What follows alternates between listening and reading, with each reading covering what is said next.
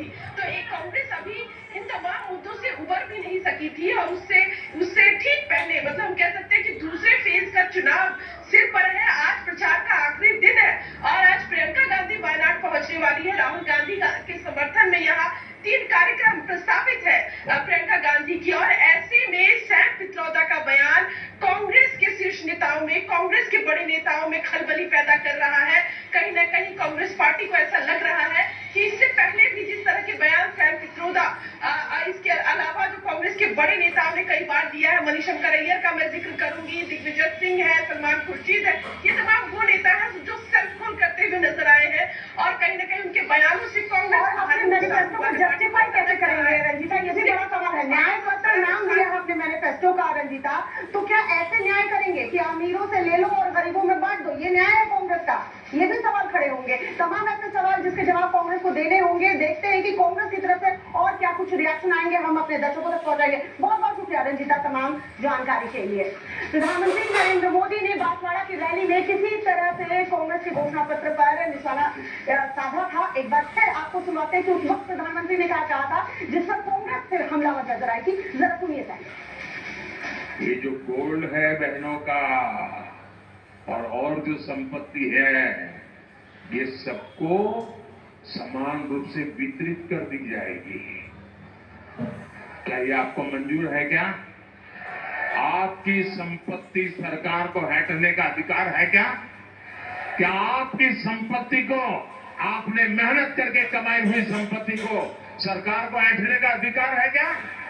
क्या उस संपत्ति को मेरी माता और बहनों की जिंदगी में सोना वो सिर्फ शो करने के लिए नहीं होता है, उसके स्वाभिमान से जुड़ा हुआ है।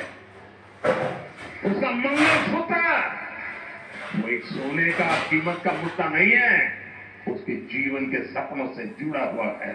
तुम उसे छीनने की बात कर रहे हो अपने मैनिफेस्टो में। गोल्ड ले लेंगे, सबको वितरित कर देंगे। और पहले जब उनकी सरकार थी उन्होंने कहा था कि देश की संपत्ति पर पहला अधिकार मुसलमानों का है। इसका मतलब ये संपत्ति इकट्ठी करके किसको बांटेंगे? जिनके ज्यादा बच्चे हैं उनको बांटेंगे।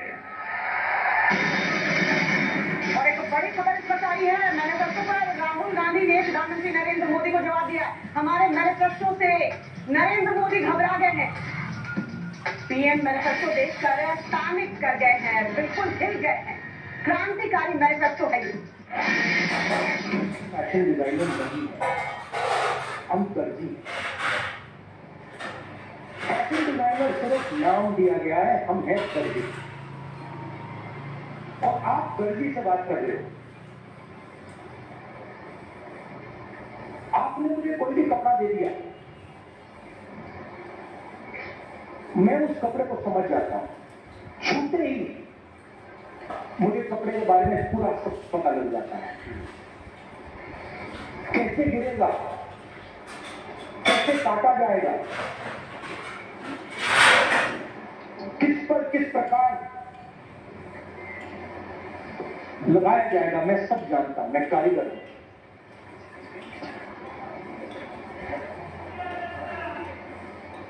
आपने जो औरत भेजी,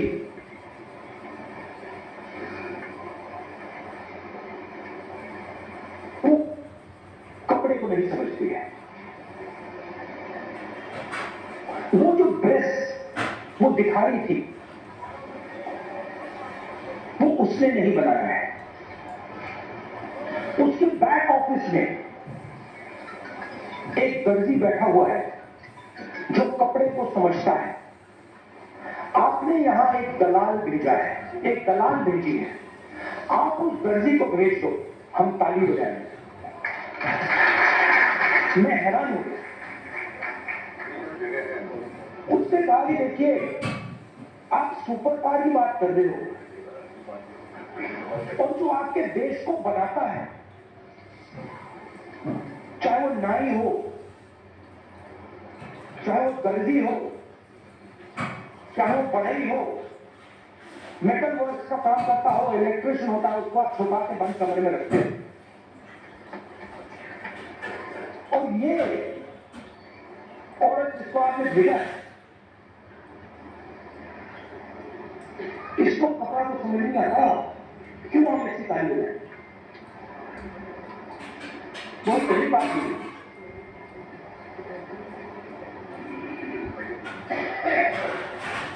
और उसके बारे में सोचने लगा। मीडिया में मेरे बारे में कहते थे कि पॉलिटिक्स में इंटरेस्टेड नहीं है, नॉन सीरियस है। आपने देखा होगा मीडिया में 24 घंटा non serious. MNREGA non serious, जमीन अधिग्रहण बिल नॉन सीरियस, न्याय नॉन सीरियस, भट्टा Parsaul non serious, Amitabh Bachchan, Aishwarya Rai, Virat Kohli serious.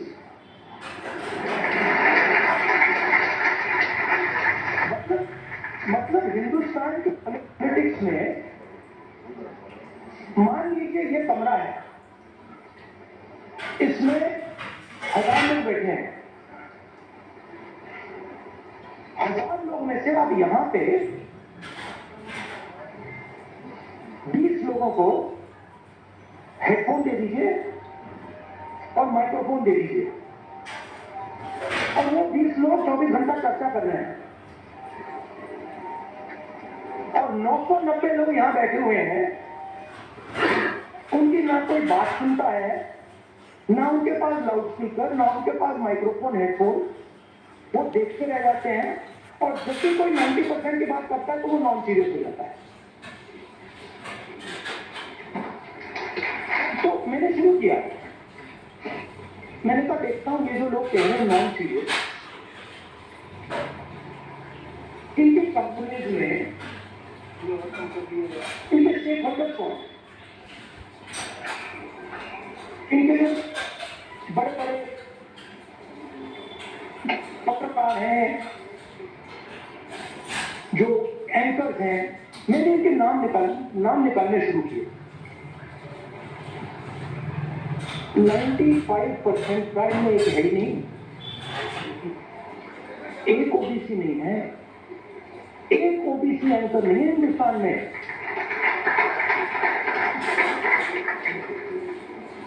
एक ओबीसी एंकर नहीं है, एक दलित एंकर नहीं है, एक आदिवासी एंकर नहीं है। सारी की सारी कंपनियों के लिस्ट में 90% से एक मालिक है ही,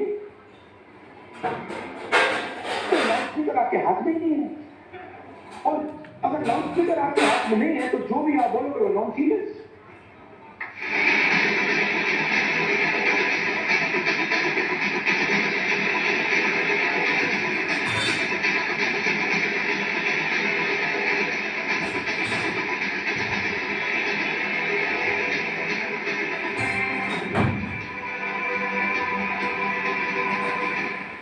in association